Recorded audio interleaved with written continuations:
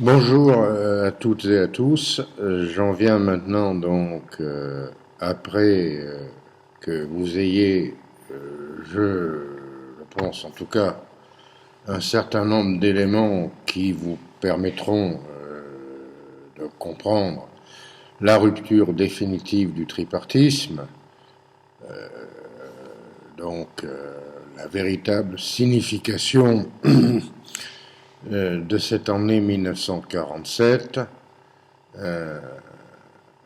et qui marque donc la fin de cette tentative importante de continuer après le départ du général de Gaulle en janvier 1946 la mise en place des réformes fondamentales issues du programme de la résistance pour reconstruire le pays, et qui se brise non pas tant devant les réalités de ce qu'implique la guerre froide, mais qui se brise d'abord sur le ras-le-bol d'un mouvement social qui, au printemps 1947, place complètement en porte-à-faux le Parti communiste et la majorité de la CGT dans une situation donc très inconfortable, et qui conduit, parce qu'il préfère garder le lien avec le mouvement social, abandonner la participation gouvernementale. Et c'est le télescopage avec la guerre froide, mais dont les conséquences sont postérieures et en tout cas difficiles à mettre comme élément premier avant la stratégie issue de la mise en place en septembre 1947 près de Varsovie, à Zorska Porieba, de la stratégie du Cominform. Ce télescopage donc devient évident à l'automne 1947 avec des mouvements sociaux d'une autre nature qui peuvent déjà là symboliser l'entrée dans la culture politique de guerre froide, sans oublier les raisons structurelles d'inégalité sociale, de revendications salariales, de hausse des prix, etc. Mais où la véritable cause, c'est la contestation dans cette logique qu'implique en termes de politique intérieure la guerre froide, et qui va permettre de relancer en termes de stratégie de communication politique le mot d'ordre selon lequel, dans cette stratégie, le Parti communiste n'est pas à gauche, il est à l'est. Un parti qui va devenir une forme de parti de l'étranger,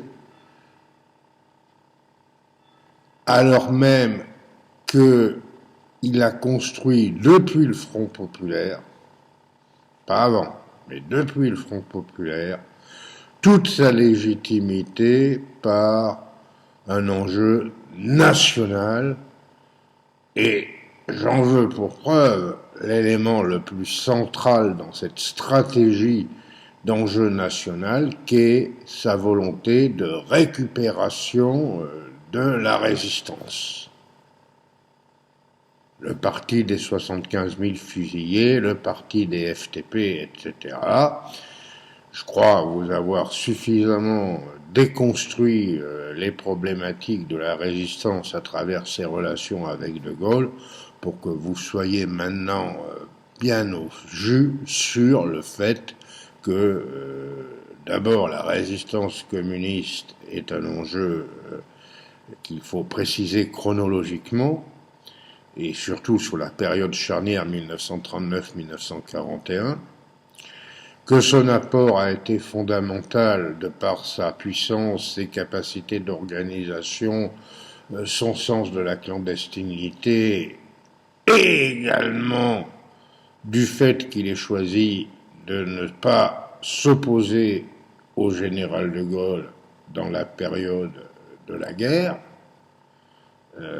et qu'il ne se soit pas engagé stricto sensu dans une volonté de reprendre le pouvoir, enfin de prendre le pouvoir, de transformer la libération en insurrection le conduisant au pouvoir. Le Parti communiste va progressivement, à compter de 1947, de la fin de l'année 1947, se trouver placé dans une forme de ghettoisation, en essayant de retrouver et de reconquérir une forme de légitimité sur un certain nombre de combats que nous aurons à analyser. Enfin, dernière notation pour résumer ce que j'ai essayé de vous montrer jusqu'à présent. Que j'estime que je suis en droit de vous demander de bien vouloir comprendre le lien entre mouvement social et départ des ministres communistes. De même, je suis en droit de vous demander de bien vouloir comprendre que même à l'automne 1947, par bien des aspects,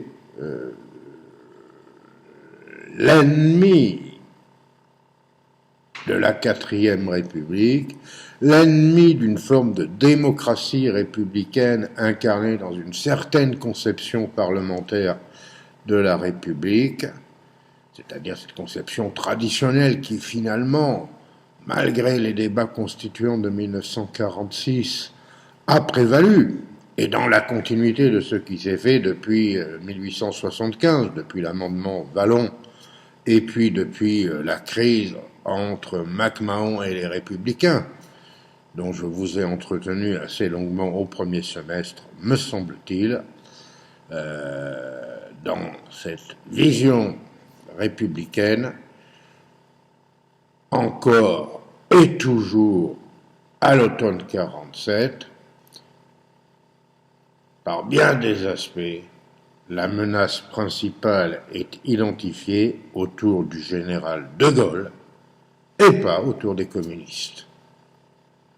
Et c'est le sens des travaux historiques, de recherche historique de mon ami Gilles Morin sur les comités de troisième force, qui montrent bien que, à l'échelle locale, dans le Nord, mais aussi dans d'autres régions, par bien des aspects, les républicains craignent davantage l'autoritarisme du général de Gaulle, qui, à contretemps certes, a fini par entrer dans le jeu d'une organisation, un mouvement, le Rassemblement du peuple français, d'autant que ce rassemblement fait un triomphe au scrutin municipal de l'automne 1947.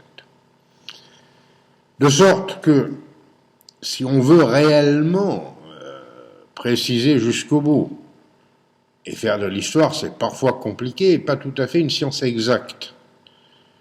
Le péril communiste ne sera intégralement compris pour les républicains, pour cet arc républicain que l'on va analyser maintenant, ne sera intégralement compris qu'à partir du printemps 1948. Et l'élément décisif, c'est le coup de Prague.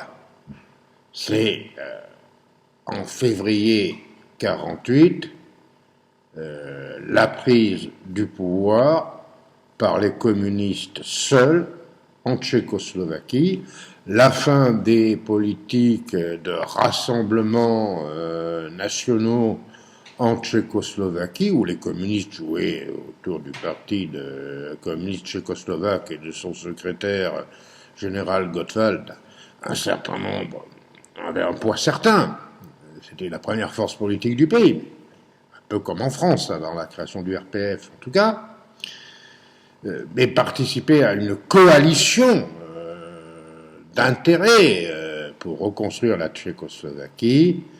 Là, en mars 1948, en février et mars 1948, cette crise aboutit à la fusion du Parti socialiste de Tchécoslovaquie, représenté par exemple par Otto Firlinger, et absorbé à son corps défendant par le Parti communiste de Gottwald, et un pouvoir monolithique.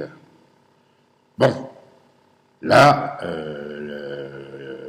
tout le monde comprend ce que signifie concrètement la guerre froide en termes de politique intérieure.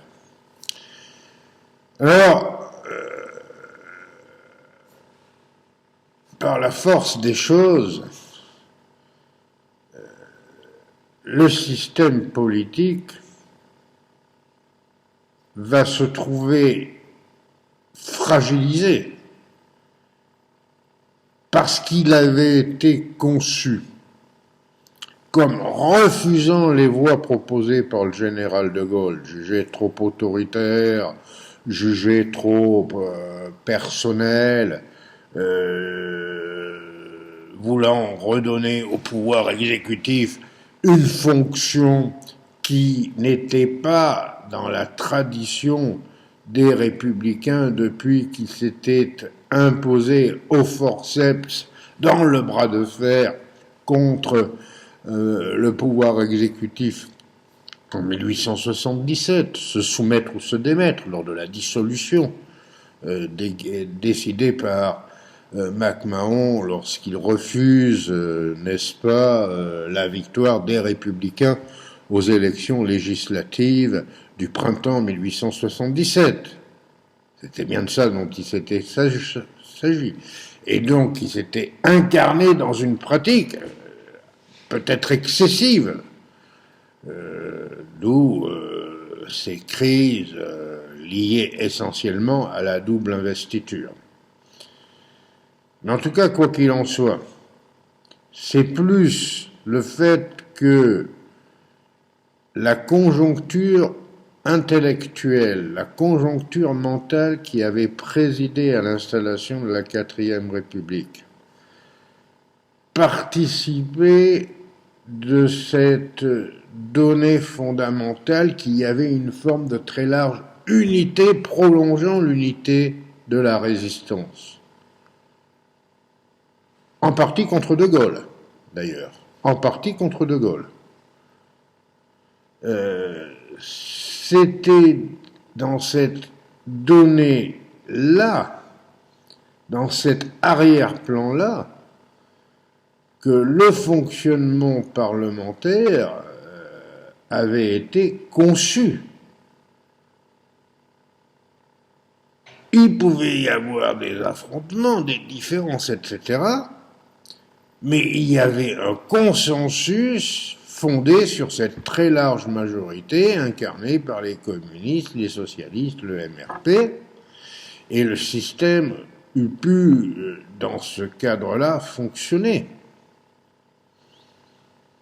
Malgré la faute institutionnelle de Paul Ramadier, sur laquelle j'ai insisté, et qui en rajoute une couche, puisqu'après lui, bien évidemment, personne ne voudra paraître moins respectueux de la démocratie parlementaire que lui, et qui réactive la procédure de double investiture, c'est-à-dire pour lui-même, puis une fois qu'il a constitué son gouvernement, pour son gouvernement et son programme, ce qui multiplie évidemment les crises, enfin les risques de crise en tout cas, et qui avait été expressément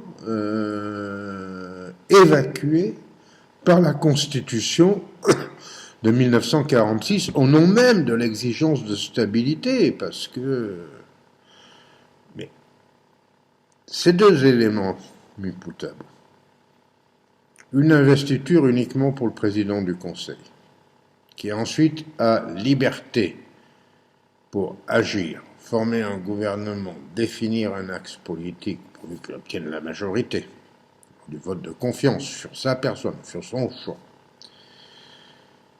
Et un gouvernement qui ensuite est composé à son gré et qui, pour être renversé, suppose que soit rempli un certain nombre de conditions relativement contraignantes que je vous ai décrites, c'était un système qui pouvait être stable.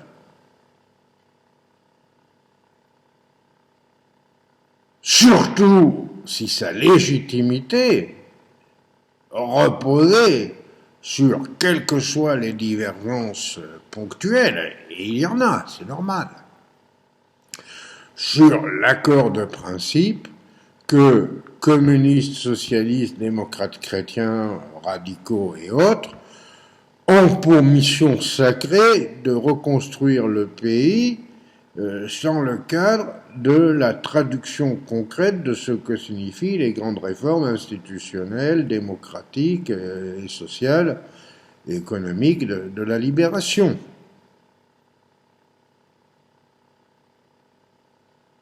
Mais là, dès la constitution du gouvernement Ramadier, exit la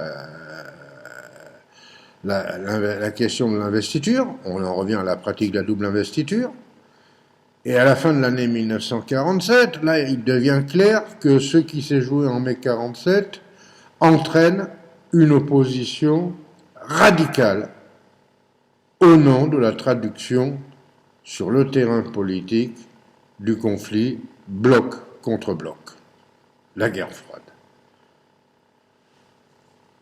Voilà.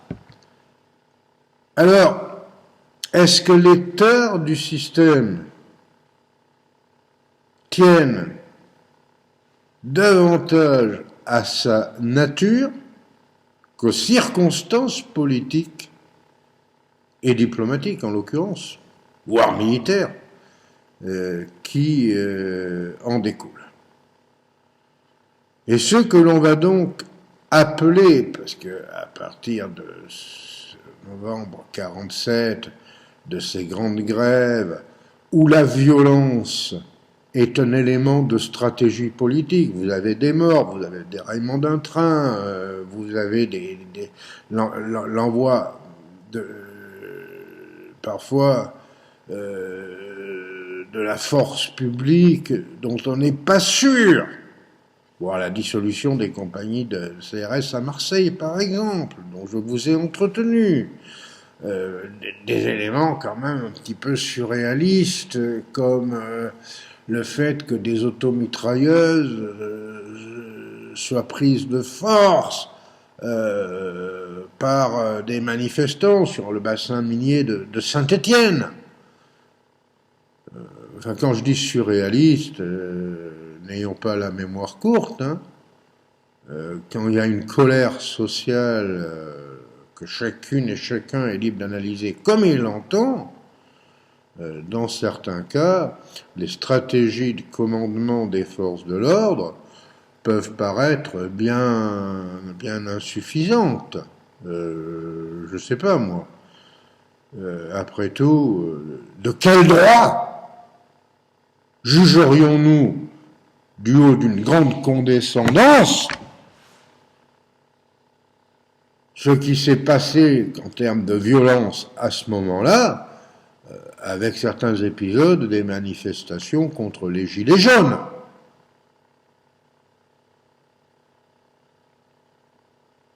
Je sais pas, moi, les conditions du départ d'Emmanuel Macron au Puy-en-Velay, par exemple, il y a 2 ans, lors du premier épisode de crise paroxysmique des Gilets jaunes, excusez-moi, quand on connaît ce genre de situation, au nom de quoi on jugerait le reste? Donc, dans ces conditions-là, je ne suis pas tout à fait certain que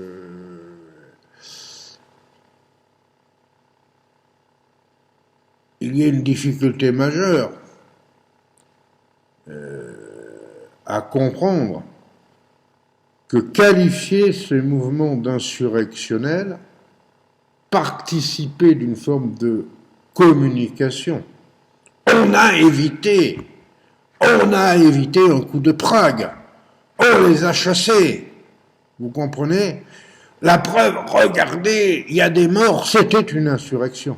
Non, la violence était une arme de communication cherchant à rendre irréductible cette fracture. Et je répète, je pense que m'adressant à des étudiants, donc à des gens supposés par définition réfléchir, que bien évidemment cet élément de stratégie basique de communication est un élément qui est tout à fait intégrable dans l'esprit, dans l'intelligence et dans l'appareil critique que j'entends que les étudiants possèdent. Alors, nous avons une majorité hyper réduite, luttant sur deux fronts, De Gaulle et les communistes. Après tout, ça fait 75% des voix au municipal, enfin dans les villes, de 1947. Et donc, une majorité où socialistes, démocrates, chrétiens, qui ont déjà des divergences entre eux, s'adjoignent une partie de la droite, parce que contre De Gaulle et les communistes, cet arc républicain est obligé de faire feu de tout bois, qu'on va appeler la troisième force. Et par définition, cette troisième force va avoir à gérer le pays de manière très difficile, puisque même si formellement elle a une très faible majorité parlementaire, du fait que De Gaulle n'avait pas concouru aux élections législatives, puisque le RPF n'apparaît qu'au printemps 1947. Les dernières élections, c'est novembre 1946. Donc, De Gaulle n'a pas concouru, mais à travers le RPF, qui autorise la double appartenance, il va essayer de grignoter l'adhésion d'un certain nombre de parlementaires, lesquels pourront, même s'ils n'ont pas été élus sous les couleurs du général de Gaulle, mais en se prévalant de la légitimité que son nom leur donnerait, faire porter au Parlement la parole des amis du général de Gaulle. Plus le groupe communiste extrêmement puissant, parce que le Parti communiste en novembre 1946 a atteint son maximum historique, vous voyez bien que même si socialistes, démocrates chrétiens, radicaux, droite, catholiques et modérés, etc., ne sont pas d'accord, surtout, il faut en commun travailler face à cette double menace. C'est ça la politique de la troisième force. Alors on la symbolise souvent comme quelque chose de totalement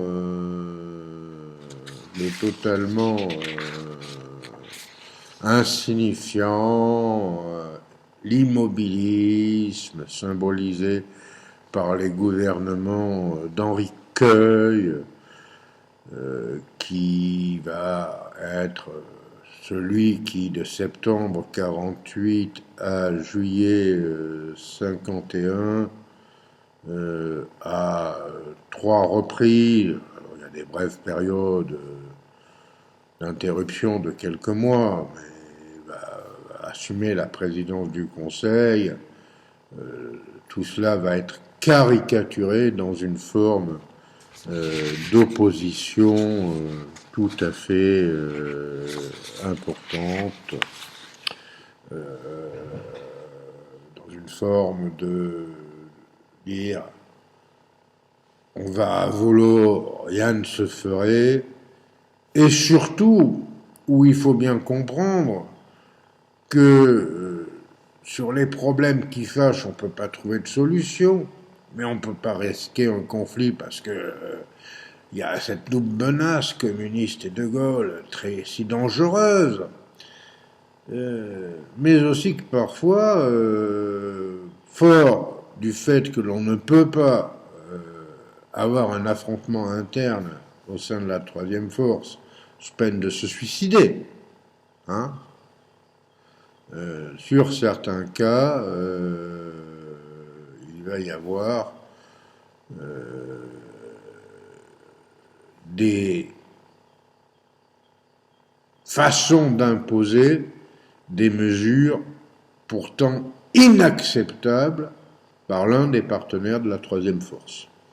C'est le cas, par exemple, des décrets Poinçot-Chapuis, du nom de Germaine Poinçot-Chapuis, femme assez intéressante et remarquable, avocate, si je ne m'abuse, du côté de Marseille, résistante, proche des socialistes à un moment donné, mais qui est élue députée démocrate chrétien du MRP, ministre, et qui va profiter du fait que sur un enjeu emblématique, la question de la laïcité,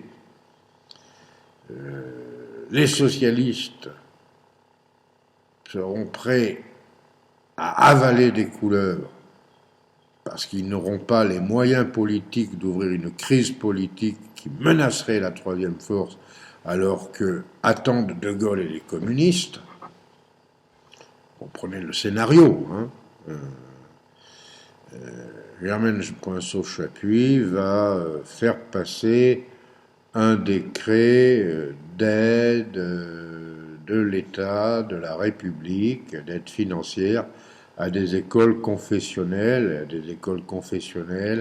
notamment dans les houillères, dans les charbonnages, des écoles donc gérées essentiellement par des ordres catholiques, et donc Germaine Poinçot-Chapuis va envisager que la République puisse les financer.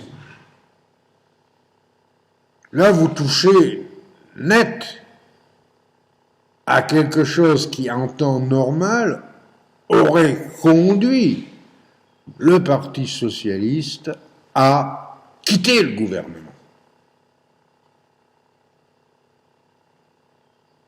Sauf que s'il quitte le gouvernement, il n'y a plus de majorité possible. C'est soit les communistes, soit De Gaulle. Donc il ne peut pas.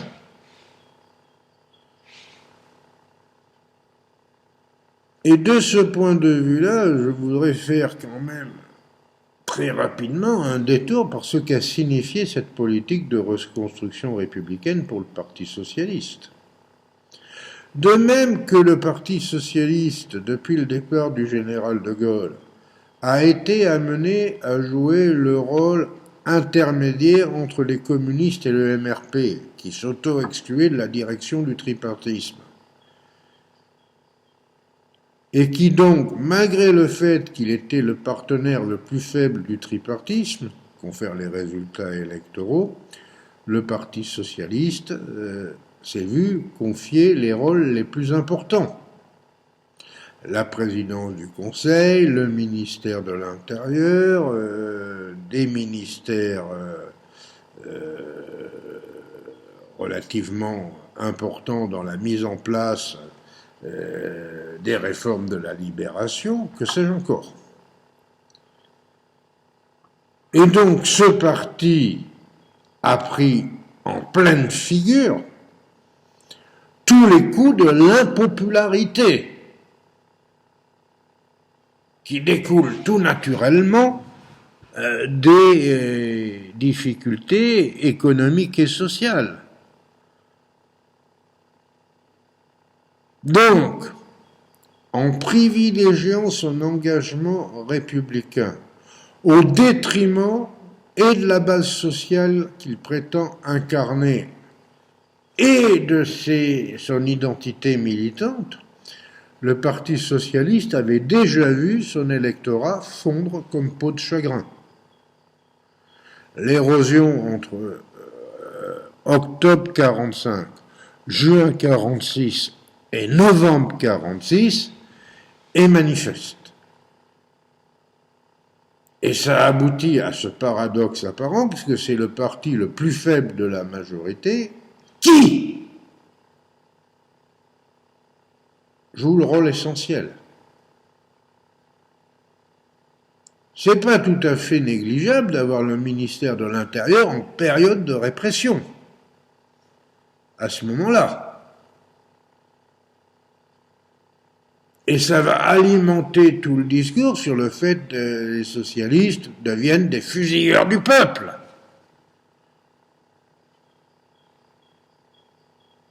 Avec les figures emblématiques d'Édouard Depreux, puis celle de Jules Mock. Et donc, les socialistes qui ont été au centre, n'est-ce pas, de l'équilibre gouvernemental, qui ne peuvent plus l'être dans la troisième force, mais qui constituent le pilier le plus fondamental, faute duquel, sans lequel, il n'y a pas de majorité possible, apparaissent comme menant une politique de trahison par rapport à leur projet et à leur idéal, lors même qu'ils ne mènent qu'une politique de défense républicaine.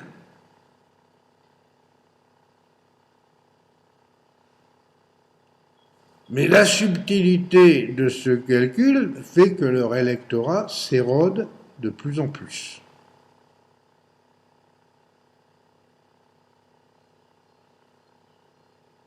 Parce que lorsque les troubles sociaux vont par exemple reprendre en 1948 la Grande Grève, la qualifiée officiellement d'insurrectionnelle par les autorités. La Grande Grève des mineurs à compter d'octobre 1948, cette Grande Grève des mineurs va être géré du point de vue de l'ordre républicain par le ministre socialiste de l'Intérieur, Jules Mock. Peu importe que Jules Mock ait vu par exemple, en tant que grand résistant et juif qui plus est, l'un de ses fils exécuté par les nazis. Mock va devenir le symbole absolu de cette prétendue trahison socialiste dans ce climat-là. Alors, je ferai une vidéo plus précise sur le mouvement social de 1948, surtout à destination des M1, enfin bon, comme tout est en libre accès, ceux qui voudront y jeter un œil pourront le faire. Comprenons bien que dans cette grève hyper violente, la stratégie du maintien de l'ordre est confiée à l'armée. Pourquoi ? Parce que confère l'exemple de 1947, quand les forces de l'ordre, pour des raisons évidentes, les CRS, les compagnies républicaines de sécurité, elles-mêmes issues des milices de la résistance, comme je crois vous l'avoir déjà signalé à quelques reprises, avaient refusé de réprimer le mouvement social animé par leurs camarades de résistance. Tout simplement. Et donc, dans ce contexte-là, les élections prévues pour 1951, le 17 juin 1951, je vous en ai donné, ainsi que les élections du 2 janvier 1956. Je crois d'ailleurs que sur le graphique que je vous ai donné, il est écrit comme une connerie que les élections du 19 janvier 56, non, c'est le 2 janvier 56. Mais bon, vous corrigerez ça de vous-même et je n'en porte pas la responsabilité. Je me suis contenté de faire un coupé-collé par rapport à quelques éléments que l'on m'a de documentation. Trouver une représentation graphique qui corresponde à la même représentation graphique que les résultats électoraux que je vous avais donnés jusqu'à présent. Voilà. La question politique qui se pose, c'est comment vous obtenez une majorité.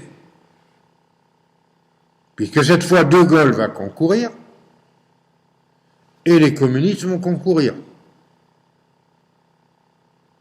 Et donc,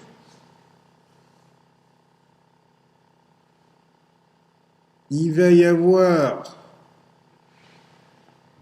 pour éviter que les communistes qui obtiendront avec les gaullistes près de 49,6% des voix au scrutin de juin 1951, et qui, dans le cas d'une élection proportionnelle, seraient évidemment, à eux deux, très largement majoritaires au Parlement, pour éviter donc la paralysie que cela entraînerait. La troisième force va, et là aussi, ça deviendra une forme de caricature permanente de son action, lors même que, je le répète, elle a joué un rôle non négligeable dans la stabilisation du pays, dans la reconstruction économique et sociale, et elle a mis en place la manière dont ont fonctionné les crédits Marshall. Autant d'éléments de première importance pour expliquer la reconstruction du pays. Cette troisième force va décider de trouver un moyen de contourner ces rapports de force électoraux. Ce sera la loi sur les apparentements. Je m'arrête là pour aujourd'hui. Je vous la décrirai en détail la prochaine fois. Mais ce que je voulais que vous compreniez, c'est que l'état du régime, l'instabilité, la manœuvre politicienne incarnée par les lois des apparentements, le fait que le pouvoir appartient à des gens issus d'une fraction minoritaire de ceux qui est exprimé par la volonté générale, autant d'éléments que l'on porte toujours à charge contre la 4e République.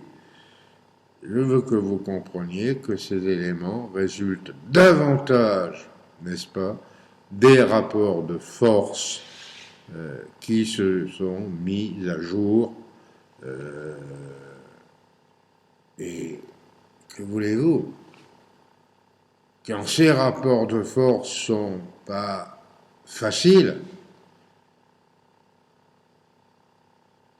il faut bien faire malgré eux.